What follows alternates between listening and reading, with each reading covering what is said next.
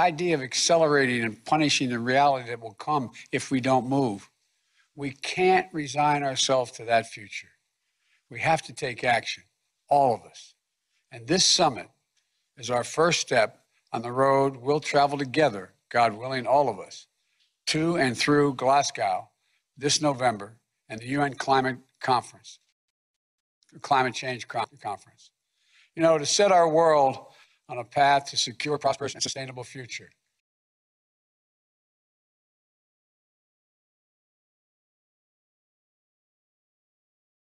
Program brought on by the Climate Channel Canada alongside the Plurals Media Platform India and the No TV Bangla from Bangladesh, a YouTube channel having more than 80,000 subscribers. And as you all know, that in this program we discuss, I think it's one of its kind of program where we discuss the range of issues, outstanding issues of climate change and environment in this part of the world, in South Asia. But South Asia is a very critical and important cog in the wheel. So we basically discuss the global issues. And today we are going to talk about an issue which we have been discussing over the last 2 weeks.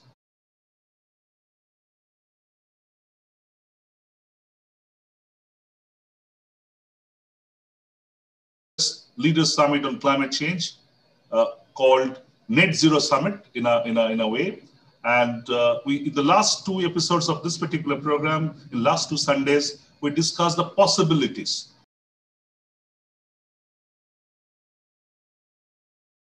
What can happen in this summit? And now the summit is over. 22nd and 23rd, the summit is over. 40 global leaders participated. They talked about their commitments. Issues came up. So today we are going to dissect what exactly happened in the summit and how important it is and how it is going to kind of push the global action on climate change if it pushes in the first place. I have a absolutely fabulous panel with me. Let me introduce the panel. I have Dr. Munjirul Khan, climate negotiator of Bangladesh, also I think the co-chair, former co-chair of various IPCC subgroups. Welcome, Dr. Khan, to the program. Thank you very much. Thank you, Climate Great Channel. to have you. I have with me Harjeet Singh, Global Climate Lead of ActionAid, and a very, very important voice in the civil society across the world in Climate Change Network. Welcome, Harjeet, to the show. Thank you, Jayanta. Thank you for having me. Great to have you. Also have Sanjay Bashisht. Sanjay is the Director, Climate Action Network South Asia. Extremely important in context of South Asia and also the global negotiation in civil society. Welcome, Sanjay. I think we are going to have a very important input from you regarding this particular summit. Welcome to the show. Thank you, Jayanta. Good to be back.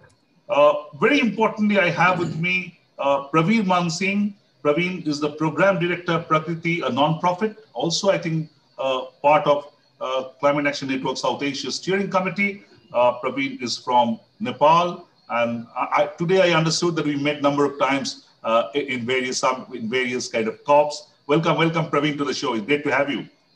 Thank you, Jayanta. And you have a fabulous background. You have a fabulous background. I can see a fabulous background picture you have. It's lovely. It looks lovely. Thanks for that. Yeah. And last but I won't say least, but most importantly, I have Kea Chatterjee. Kea is actually at the hot spot in the US. She is the director of the Climate Action Network United States and a very important voice. And really would like to know from Kea what exactly this summit went on in the US and what's the reaction of her to the summit and all. So that's the panel for us. Before I briefly kind of just point out what happened in the summit. Before that, I'd like to take this opportunity to tell all of you that, again, remind you that we are going through an unprecedented time. This is absolutely unprecedented time. I think the world has virtually, in at least the memory of us and also the generation before, never has seen this kind of pandemic, where every day we are just looking at numbers of affected with corona, COVID-19, numbers of people being dead. So it's an absolutely unprecedented time. And I request all of you to maintain the basics of having kind of mask when you are in the public place, maintain your physical distance from each other, and also sanitization. Let's do the sanitization regularly. I think somebody was telling me if the entire world put up the mask for 3 hours, the whole corona infection will get cut down to a significant number. I really don't know the science behind it, or is it possible, but that's what exactly talked about. Okay, having said that, before I'll start with Kia, but before that, let me very quickly rattle off the pointers that I have with me. In this summit, United States have committed that they will be cutting down their emission about 50 to 52% at 2030 compared to the 2005. And it actually doubles up with the Barack Obama's commitment before. Japan has committed 46% from 2013 level by 2030. Again, that's an improvement over their earlier announcement of 26% by 2013. Canada has announced that they have strengthened their emission cut target, 40 to 45%. China already spelled out their kind of net zero timeline, but they said that they will now coal. That's a very, very good news from China. Brazil, they are saying that carbon neutrality by 2050, kind of preponed about a decade. South Africa also had their commitments. EU is talking about 55% below 1990 level by 2030. UK has a very good target. They are already, I think they previously announced 2030, 68%. Now they're saying 2035, 78%. India, not really spelled out any target. We will discuss that, but they spoke about a US-India Clean Energy Partnership that being launched by Indian Prime Minister Narendra Modi alongside President Biden, though virtually. So that's in a nutshell. But there's also acquisitions and nothing much on finance. So let us try to very quickly. I won't like to spend any time on that. Let's start with Kia. Kia, let's start a very open question to all of you, and then we'll go to the other question. That how you qualify the summit, Kia. I think the summit shows us that elections have consequences. So we spent 4 years in the United States with a white nationalist government that was in the pocket of all of the richest fossil fuel interests, and billionaires were put before everything. And now we have a few days where the focus is really on what can we do to help.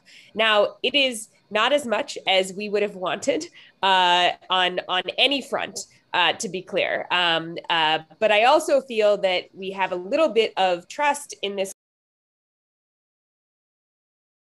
government, because when the government came into office, when President Biden came into office, he said, our goal is 100 million COVID vaccines in the first 100 days. As soon as that target was met, it was increased to 200 million. So we know this is a government that is able to mobilize and get things done. Our goal is to have them mobilize much further, because what was put forward, we're glad that it was put forward. We're glad that it was put forward early.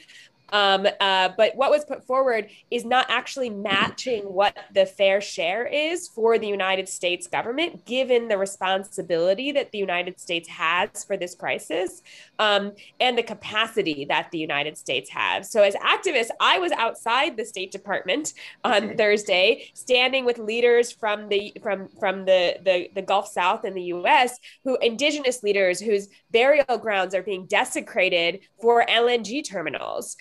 Leaders where every third person in their community has cancer because of fossil fuel and plastics facilities. Indigenous people all over the world are being sacrificed.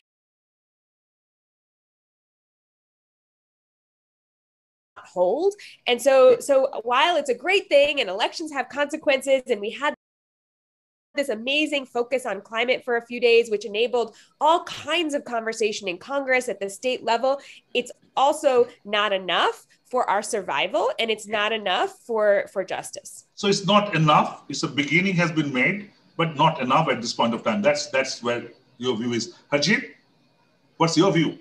Yeah, so I would quite agree with the Kia that we, of course, expected more. And there's no doubt that this summit has infused a lot of energy, and it's going to likely drive much more climate action.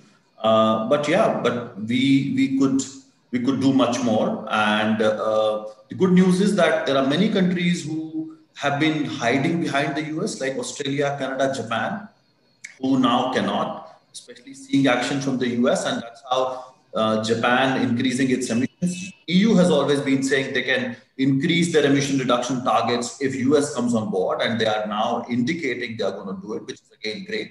So yes, it can cause that ripple effect, but I think what US has put on the table, they could have done much more, as the whole civil society says, particularly looking at from the fair share perspective. But there are major questions around finance. We'll come to finance. But that's a very important issue. But as far as the emission cut is concerned, you think that a beginning has been made, but more was expected. Yeah. Let me say one more thing which I want to put on the table and we can discuss. I think there has also been concerns about the representation. I think there has been much more focus on mitigation than other issues, and that's how these 40 countries, and I think that's also important to discuss that, which has implications for this region as South Asia and many developing countries. Okay, great. Sanjay? Well, I would agree with Kia and Harjeet on outcome of summit, but I think I would also not like to compare Joe Biden's commitments with Trump presidency. I think let's compare it with Obama. I mean, there has been 4 years of dull. There has been 4 years absolutely. of U.S. fossil fuel industries, their own agenda. I would like to compare with Obama a legacy which he tried to leave and which was destroyed after that for 4 years. So certainly, it's a good start. And Janta, in last panel discussions last week, I think we did left doubt of, a benefit of doubt. We gave a benefit of doubt. So certainly that benefit of doubt still remains because announcement has been made. How realistic they would be, we have to see. Well, as Kia mentioned, vaccination is one example that shows that Joe Biden as president is committed to deliver on its own promises, which is good.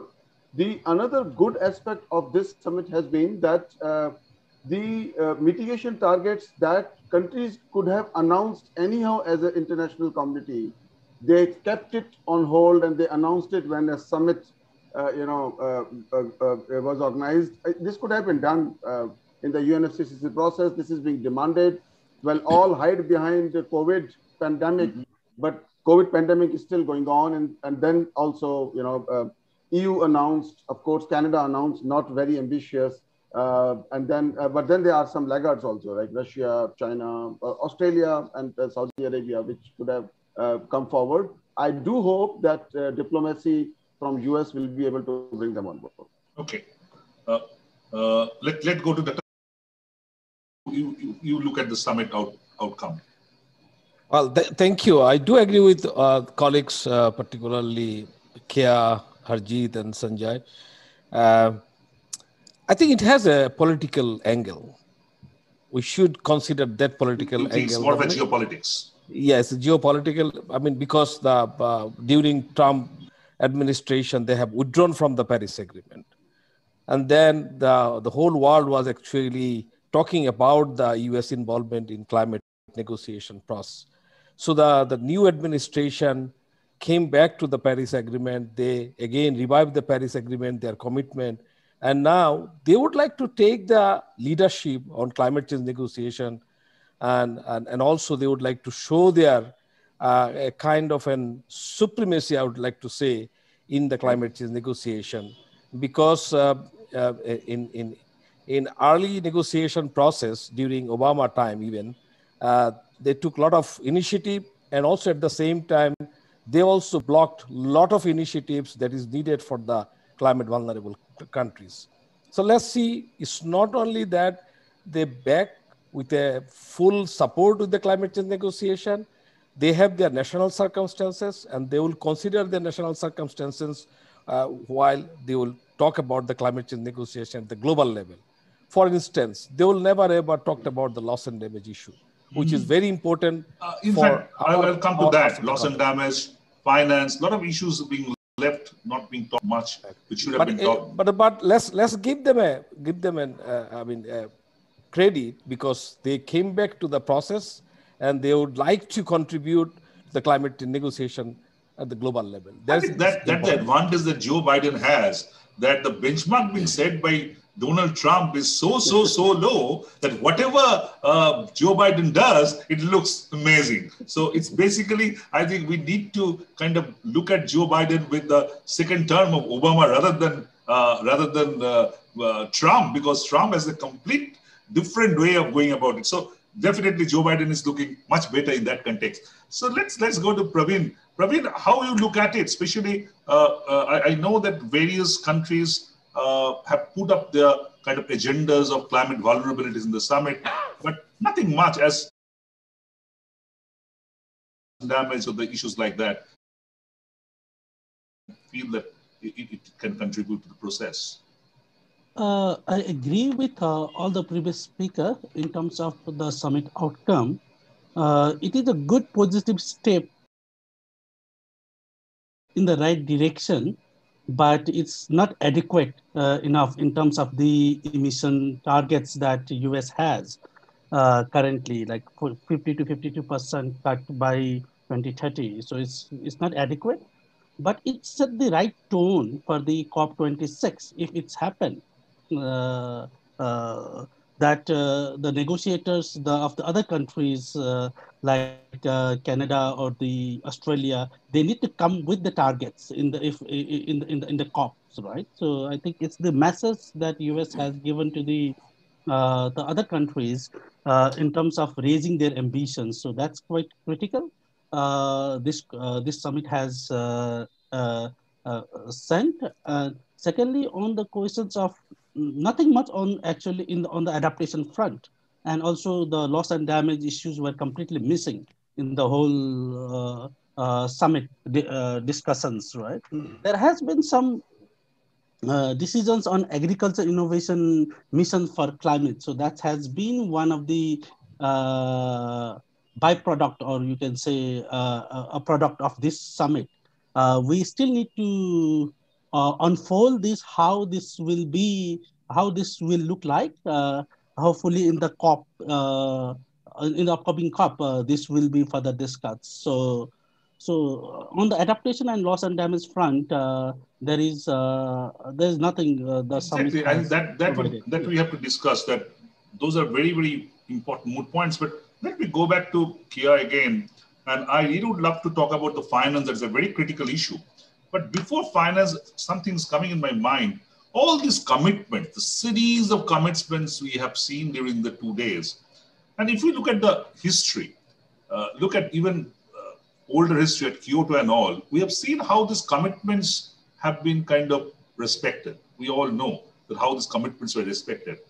So unless what EU has done, I think EU has talked about creating a law to turn the commitment into a law, unless you feel that these commitments, whoever making whatever, unless this being converted into actual legal kind of pointer, some country can come back tomorrow that with pandemic, our finances being completely out of the window and we can't do, and the world has to accept that. So don't you see that there should be a process?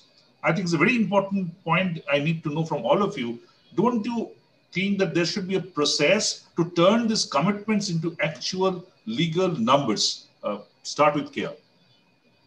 Absolutely. I think that that's critically important. That the situation here in the U.S. is that the thing that's in front of the legislature, the U.S. Congress, is called the American Jobs Plan.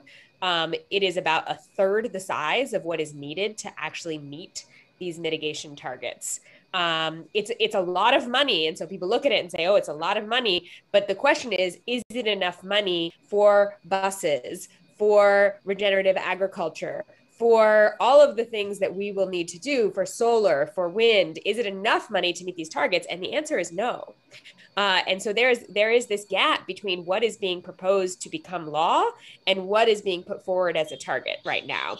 And Absolutely. So we have to get that to match and be at scale so that the laws actually match. And then we have in the United States, we have, these relics of anti-Black racism that are codified into Congress that prevent you from passing a law, even if you have a majority. And so this thing called the filibuster makes it so even though there's a majority, these things can't pass unless the Democrats decide to get rid of the filibuster. So that's the domestic politics right now, is convincing people, get rid of these old racist laws so that we can actually make these climate targets part of our legal system, and not just something that we say.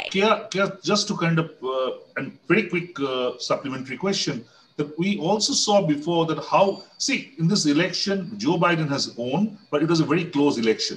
So the other sides have number of kind of areas that gone to the other side, and their climate position is not very clear that how they will be kind of respecting this, what the federal government is talking about. We had seen before that how the federal government, even when when Donald Trump was completely against the kind of climate action, we saw in various COPs, the other group went and put up that the US is still in. So there is always that conflict. So now this conflict can go other around. So don't you think that political issue can be a agenda in this commitment making, turning into law, and also being actually practiced? I mean, so to be clear, it was not a close election. If you look at the popular vote count, the reason that they almost won anyway is because they have manipulated the democratic process and twisted it so much in order to advance essentially racism against Black and brown people, because they're terrified in this country of giving people power. And so I think it's important to understand that the election was not close in terms of the way that people voted. The election was close because the Republicans were manipulating the system, and because of militant white nationalists who violently tried to overthrow the democratically elected government here. And so that is a struggle we are in the middle of here in the United States. We have to push this administration to go as far as we can and take advantage of the politics of the moment and this window of opportunity with this narrow majority. But also, we every day are in a struggle against militant white nationalists in this country, and that is a bigger struggle that we are in the middle of. But we as activists aren't forgetting either one of those, and we believe we will prevail because we have many, many, many more people on our side. It's not a close election. We have that's quite positive. That's quite positive. But still, I think there's a sense of doubt in the world outside that how the U.S. internal domestic structure will react to the commitments and actually make the commitments count. So we have to kind of take it forward. Let's go to Harjeet. Harjeet, what do you think about this commitments being made, but unless it turns into a kind of a legal pointer, we have seen that pre-2020 commitments, how it has been kind of gone about the countries, the developed countries. What do you think, Harjeet? No, absolutely. I think as Kea said, there's a huge momentum now. So I don't think situation is exactly the same what it was a couple of years ago, or the track record that the US has, because there's a lot of pressure now from the ground. I think this time why it's unprecedented, because the way young people and citizens of the US have pushed Biden administration to act, which was not the case when Obama was there. Climate change was not one of the top 3 or 4 issues for the presidential elections. This time it was, and that's why Biden is under pressure to act. But at the same time, I think from our perspective, from the international community side, there is always a trust deficit. And US still has to go a long way in bridging that trust deficit. Absolutely, and some law will definitely help. Exactly, and they can only do it by making it, much more legal, and also in the international arena. So it is, and that's how it's going to bring back confidence in US commitments, because absolutely has been a serial offender. On that point, the serial offender, Sanjay, even the Paris Agreement, despite the experience that we had in Kyoto, even in Paris, you can kind of elaborate on that quickly. That was there any provision of any country not really making its commitments? Actually, if they don't do on ground, what action the global community will take against that, or will there be any action? I don't think that there's any proposal of any action on any country not fulfilling its commitments. So what do you think that unless there's a legal structure that Sanjay, Ajit and Kia were talking about, will it help the legal structure, Sanjay? Well, I think Jayanta, biggest complaint about UNFCCC process has been that it is not possible to have a compliance mechanism. For example, Kyoto Protocol, many developed countries defaulted on their commitments. They didn't fulfill their targets. You cannot do anything about them. One discussion was, let's put some trade embargoes on them, which cannot happen unless, major economies come together. And if major economies themselves are defaulted, then how do we manage that?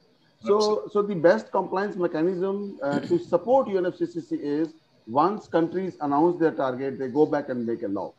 And and because then it becomes legally binding, and those governments are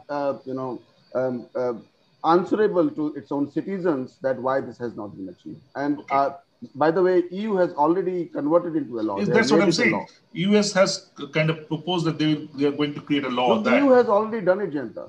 EU has done it. Absolutely. Yeah. Absolutely. So in my opinion, there should be law because that shows the real intention. We should not be happy with the political announcement. We should see how a law comes in and what is the plan and how that can be monitored. Domestically also. Great. Dr. Khan, that this EU kind of putting up a law to turn the commitments into a kind of a more legal entity. Don't you think that this process has to be replicated across the developed countries? Well, that is the expectation from the global process. But US always bringing their national circumstances. They would like to show that the national circumstances is not in favor of making any law in terms of fulfilling the commitment. There's a huge issue, I think, when UNFCCC started this process from Kyoto and then from other commitment areas. So it's really important for any country, particularly for the developed country, in order to go back to the country, consider their national circumstances and framing the legal structure in order to implement the commitment that they are making at the global level. So without making that kind of legal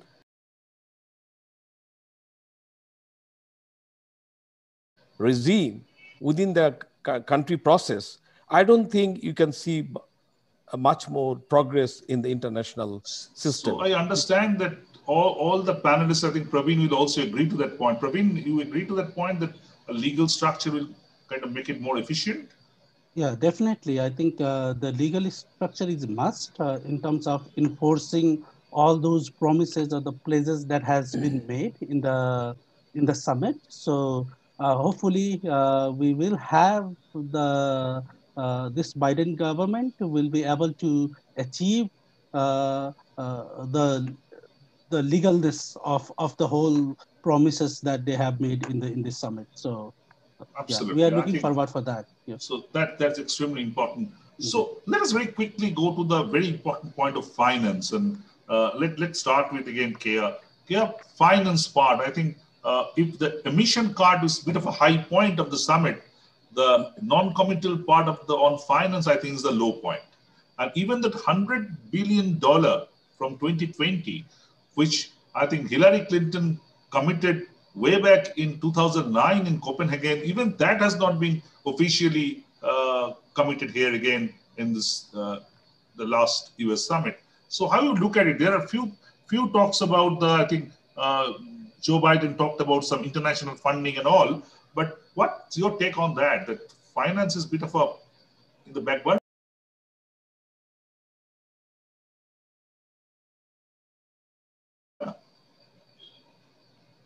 The two issues are, of course, interrelated, the mitigation and the finance. And so the lens that we look at it through is what is the U.S. fair share?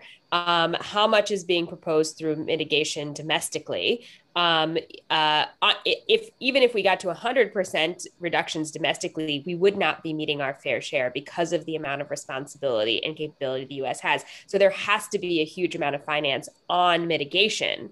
on top of that, there needs to be resources for loss and damage, for adaptation, and pushing this administration on this issue, I think is gonna be just a critical thing. We have a large faith community here who's been pushing really hard.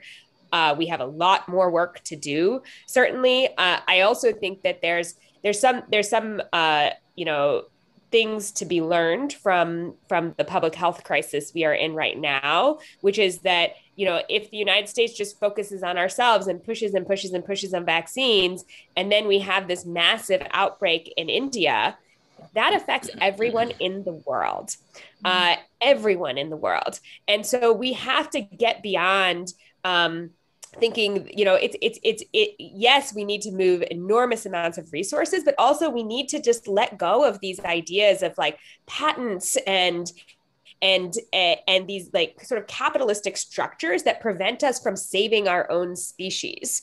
We are all, we are all affected by what happens anywhere else in the world at this point. And so the United States has this enormous moral obligation that was not addressed. There was very little information, even on the fact sheet of climate finance, to be able to analyze what they just said. But they said doubling from what? And doubling is so insufficient. And so there's, I think that this is probably the easiest part of this summit to critique, is that there just was nothing really done on this critical issue. Absolutely. I think that's very important thing. Ajit, the point is that this commitments, I think the commitments and the finance cannot be delinked. They need to be linked, because unless you spend money, how you're going to kind of cut your emission. So this taking two things not together is not really a very healthy hint, to say the least. So how you look at it, adaptation, kind of loss and damage, it seems that those issues are the emission cut, as just Kia pointed out, half of the emission. But how, when, in what way? Ajit, what's your take on that? No, absolutely. And let us also understand that we cannot expect developing countries to cut emissions just using their own resources. Because they are developing countries, it means they have a huge development deficit. And they cannot divert money that they need to spend on education, healthcare, infrastructure development, and look at the kind of disasters that they're already facing. So their priorities are going to be, responding to the basic development needs. And on top of it, if you ask them to green their economies, even if renewable energy prices have come down, but that has come down as, per unit, but the upfront cost remains very, very high. So what we need is trillions of dollars, and that $100 billion that we talk about is just to leverage trillions. And if we don't see that money as a real money, we will not be able to see the kind of mitigation that we need to stay below 1.5 degree. And speaking of adaptation, these numbers are huge. UNEP report that came out a couple of years ago says we need $280 billion 2030 every year, and $500 billion by 2050 every year. And similarly, the numbers around loss and damage just in developing countries range from $280 billion to more than $500 billion by 2030. So that's the kind of numbers we are looking at. And even the civil society fair share target that Kia was also referring to has calculated the fair share for the US to be $800 billion to be divided equally between mitigation, adaptation, and loss and damage. And that is the most conservative number, actually touches trillions, but at this moment, they've gone with the most conservative number to keep everybody on board. So this is what US responsibility is in terms of finance. And it is actually shying away from it and putting a lot of onus on private finance, which is not going to work. Absolutely. In fact, Ajit, a very quick supplementary question, that in the last panel discussion, when we are talking about the possibilities of the summit, you said that there may be a kind of scenario when there will be more talking about the private finance and not the public finance. Till you have that apprehension, you feel that these developed countries are more pushing towards the market and the private finance rather than the public finance? Absolutely. So John Kerry said it. He said no one country can meet the target or do as much as private corporations can do. He's saying it explicitly, and he's actually putting a lot of onus on private corporations who we know are only concerned about their own profits, and we cannot depend on them. And let us understand the delay in climate action has happened because of many of these corporations who have been leading the Absolutely.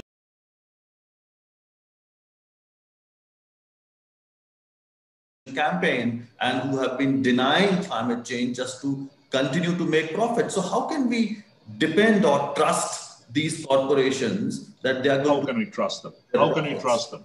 Absolutely. Sanjay, let's kind of talk about a bit of in South Asia in general and India in particular. Very important point that being raised by Ajit, that this developed countries need to support on adaptation, mitigation, technology transfer, and money is required. Nepal needs a lot of money. Bangladesh needs money. I think India, despite this financial cloud in the South Asia, also needs support. And also, I think if you look at the historic emission responsibility of the developed countries, they are supposed to provide the support. But do you see that this is being happening as of now? So, Jayanta, I think let me share my views about climate finance from US summit. I think there is an indication that 5.7% billion, 5.7 billion US dollars would be contributed by 2024. So in a way, the problem has been 7% as your historic responsibility, and that too after 3 years is not going to work. I mean, by then the bill will be much higher of climate impact, unfortunately. And that's what is the status of how South Asian countries are managing the climate impacts on their own.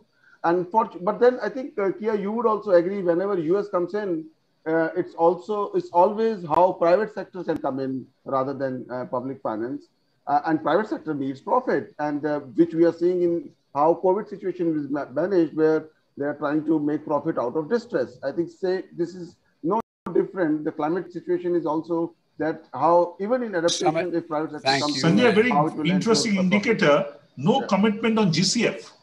No commitment to GCF. No commitment on GCF. Yes, absolutely. So in a way, it will be bilateral, or maybe through G7 or G20 process. So in a way, you are undermining UNFCCC process also. And nothing on $100 billion. Here, I would certainly express disappointment, big disappointment from Biden presidency and leadership. I have full doubts. Dr. Khan, that Bangladesh happy about the finance? It cannot be. Well, I think we are so frustrated about this resource mobilization process. The UNFCCC has created a structure, the Green Climate Fund, in order to support the developing vulnerable countries to address their climate change impacts. But look at the resource mobilization process, and also look at the commitment, and after the commitment, how they're actually doing the things on the ground. The developed country basically are not interested to provide finance or technology or capacity in order to address the climate change impacts on the ground, particularly for the developing countries. We are talking about the common but differentiated responsibilities and respected capabilities. But the respective capabilities for the developed countries is so high, but their contribution is so low, it doesn't match with our need. What Harjeet actually mentioning about the $800 billion, very conservative figure in order to address the climate change impact.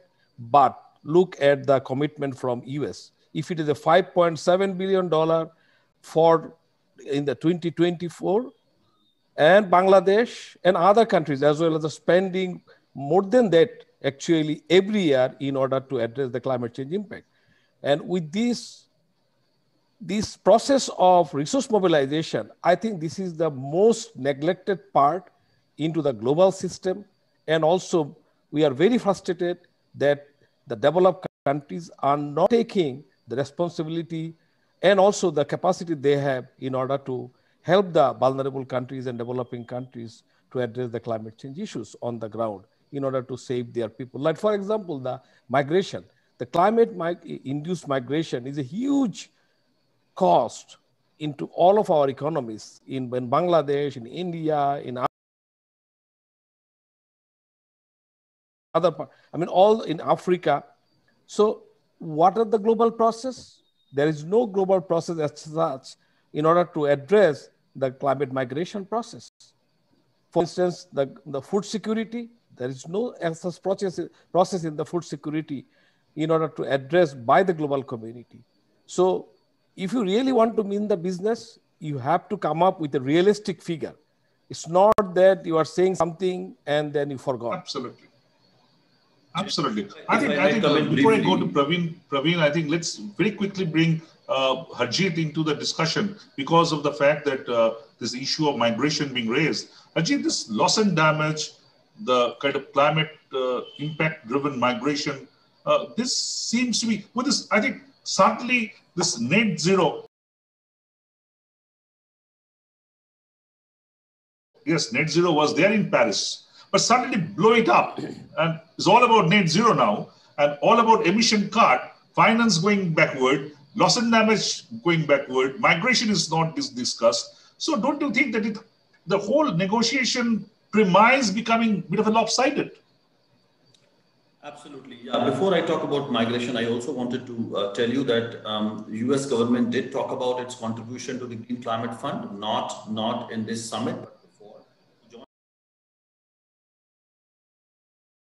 Kerry said that it would like to provide, the administration provide $1.2 billion in the coming fiscal year budget. And they said it's just the beginning. I think the important thing to note is that the commitment that was made by the US administration of $3 billion to Green Climate Fund was way back in 2014, and they could only give $1 billion. So there's already a $2 billion commitment, which was not met. And that's an old commitment of 2014. And even now, instead of going several times of what they committed in 2014, with that 4 years of no contribution at all, they're only talking about $1.2 billion. I think we also need to understand why they are so hesitant to give money to Green Climate Fund, because it's a fund where you have equal power between developing and developed countries. So they completely lose control of the money, and that's why, which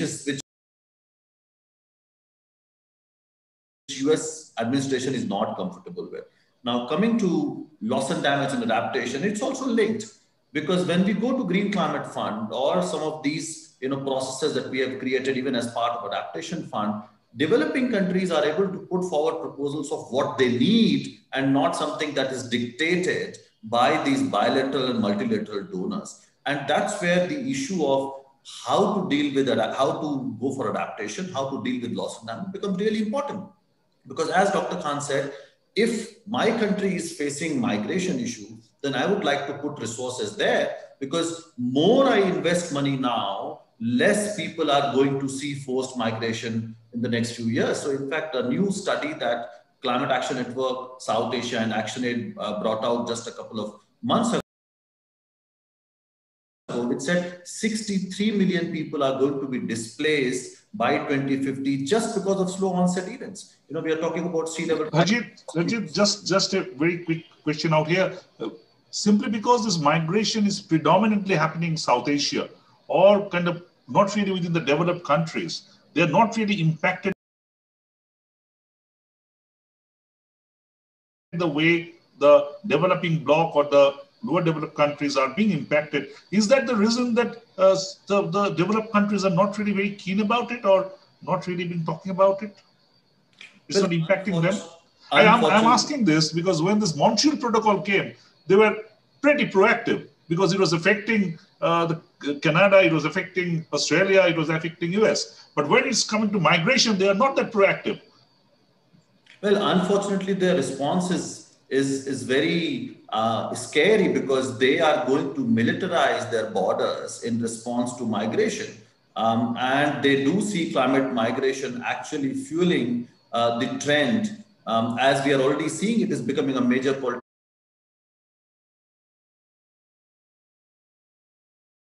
They have the resources to militarize their borders, so their response is going to be very different. Instead of helping developing countries to Absolutely. Build resilience so that we can tackle the issue proactively and prepare response systems like social protection when people are displaced in a, they're not looking at that issue. I think it's Absolutely inward looking policy making that they are going for, which is going to be disastrous. As Kea was saying, if you have very so-called nationalistic and inward looking policies, it's not going to help. So you need to be looking at, I think that's a major concern. That's a major concern. Praveen, Dr. Khan was talking that it's very frustrated, the way he used the word frustrated because of this whole finance playing around. You are equally frustrated? Yes, definitely. It's more about the trust in the system, right? The climate finance is more about the trust between the developed and the developing countries, and that trust building has not been done. If you look at the summit statements, whatever they have tried to achieve. One point on climate finance that I like to emphasize is that they are talking, whatever the commitment they had, they are talking about the institutions like USAID, USDCF, MCC. So these are the institutions they are trying to mobilize to finance, to channel the climate finance, right? So that's because these are the very contested institutions. If you look at the history of MCC in Nepal or any other countries, so somehow if they are trying to dilute the whole UN system institutions like GCF or any other institutions like adaptation funds. So those institutions were not prioritized when they are talking about the climate finance. Rather than the US is prioritizing their bilateral institutions like USAID or MCC. So that also need to be looked at. I think that those institutions were quite contested politically. So we also need to raise our voices in terms of putting more money within the UNFCCC baskets rather than... These bilateral things will have giving more control to them. Rather than giving an even process of money, this bilateral US or aid or whatever, there's more control to the US government to control the money and also the actions of that particular government. So I think it's not really equivalent to putting up with public finance. Also. They can manipulate geopolitics also. Absolutely. Yes, Praveen. That's the whole point, right? Because once the money is going through the bilateral institutions, so it's basically it's the deal between the two countries. Yes, I think UN and that will have, and definitely the US has a more bargaining power in terms of how you mobilize or how you channel those money. Great. So you are not really very comfortable the way the finance part has been dealt in this last summit. That's right. Definitely not. Definitely not happy. Absolutely. Before I go to the entire round, one point about this finance. I think when the developed countries are doing things in a bilateral process, in fact, they are weakening the process of international global process like the UNFCCC. That is also a political angle we need to think of, because they don't want to see the international process like UNFCCC. If the UNFCCC is more strong, then the developing world would be more benefited from that process.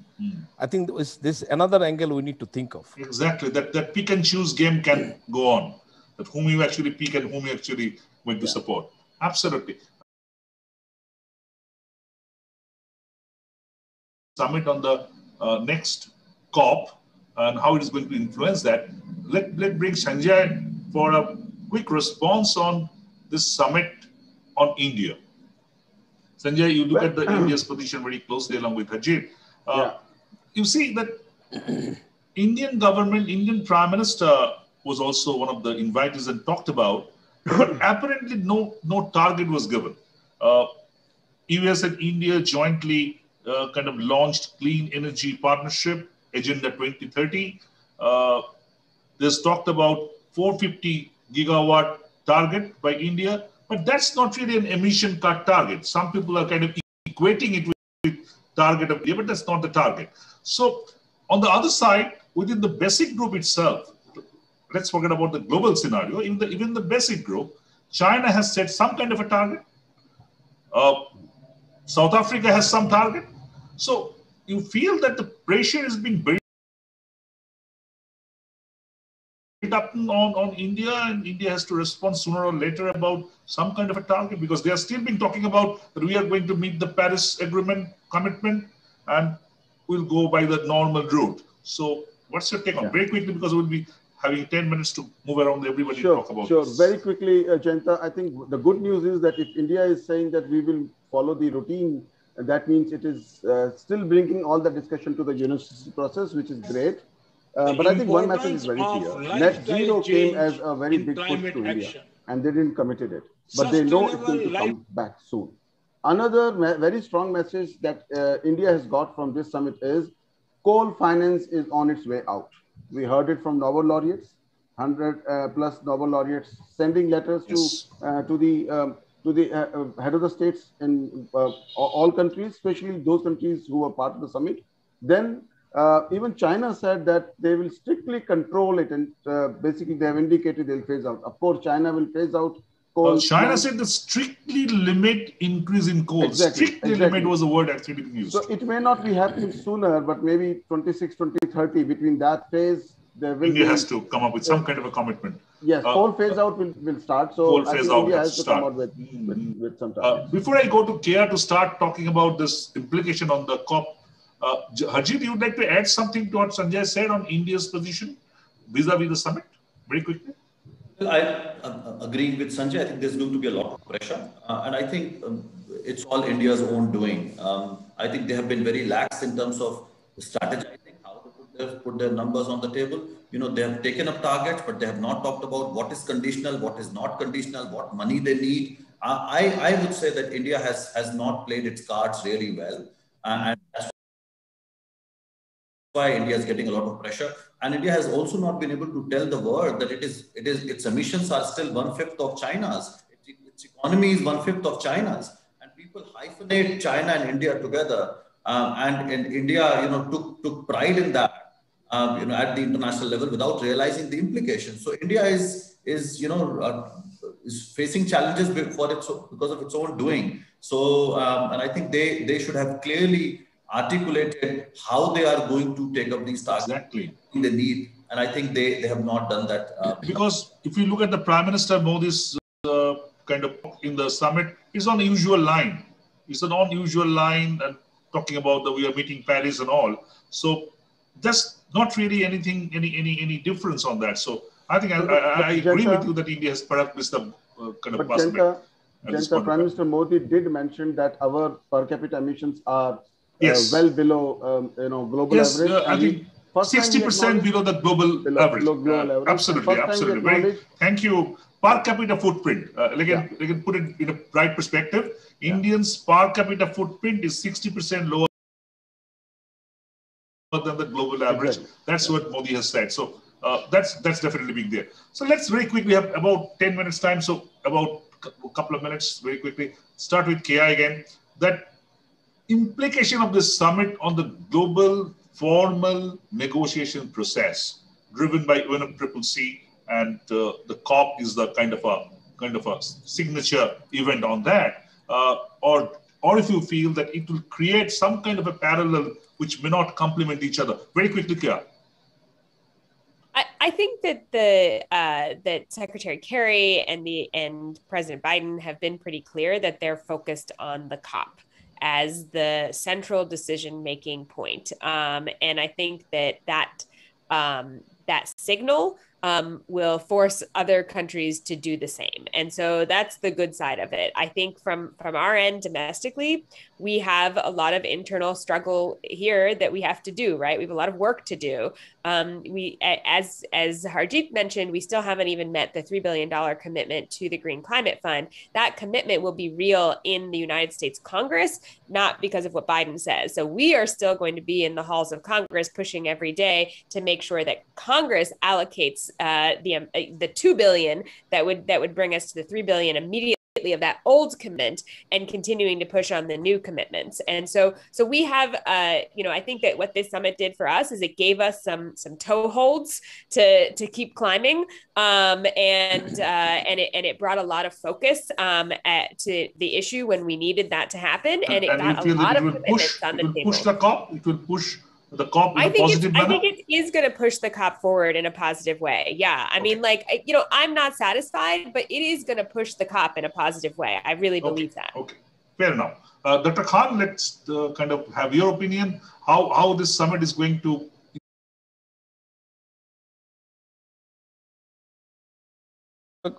The first thing is that US is back to the Paris Agreement. And also US has taken the initiative to start the global process. They had this summit. So these are the positive indication, and it will actually influence the global process for the COP26.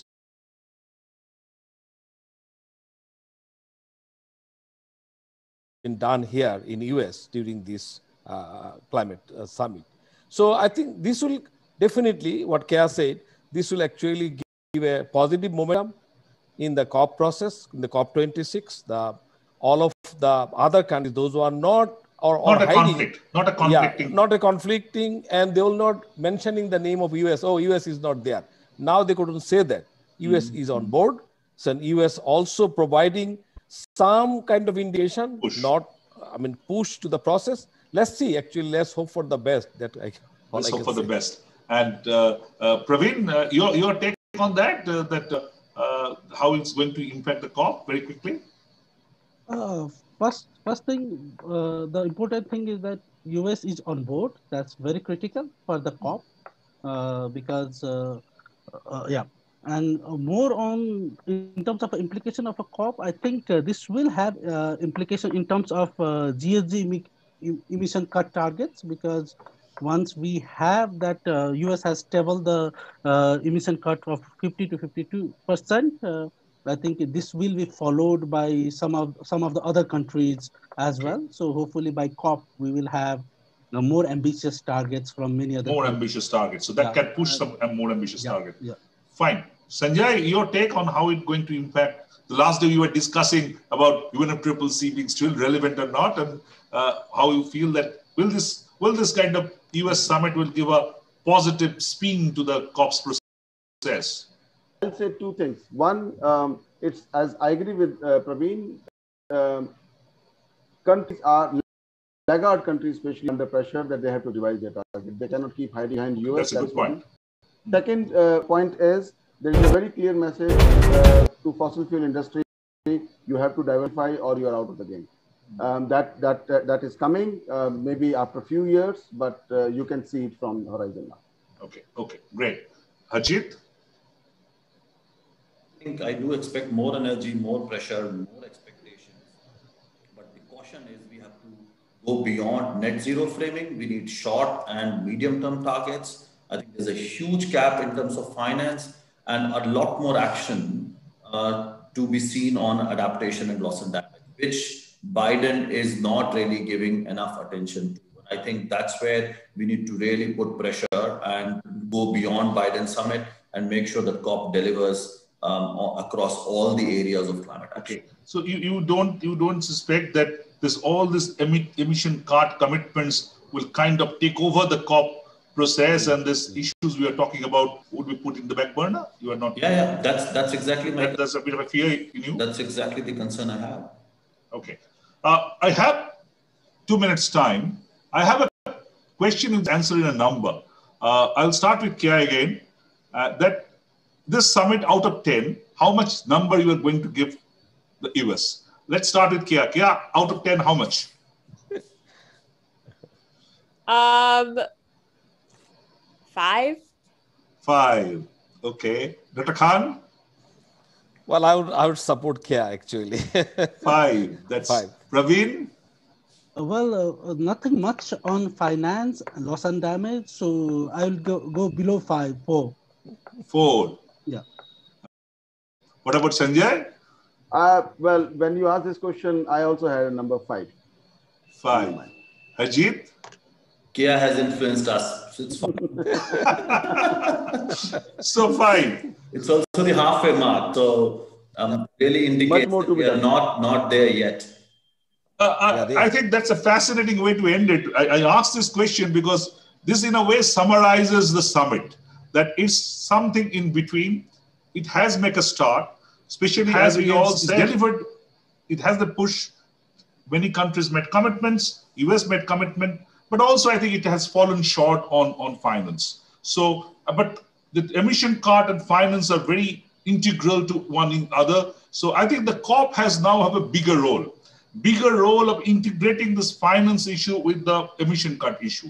And as Kia, Harjeet, Sanjay, Dr. Khan, Praveen, everybody pointing out that the agendas like migration, the agendas like loss and damage, the agendas like adaptation, which sometimes are not that relevant to the developed countries, need to be put in the front table. I think with that expectation and with that finding that it's 5 out of 10, actually not 5, a bit short than that because Praveen has given 4, but still I take it 5. So 5 out of 10, and it's a beginning has been made by Joe Biden. Thanks to him, congratulations to him. But at the same time, that's not enough. That needs to be told with the world community. With that, we end today, but we keep on watching this. Thank you. Thank you. Thank you. Thank you. Thank you.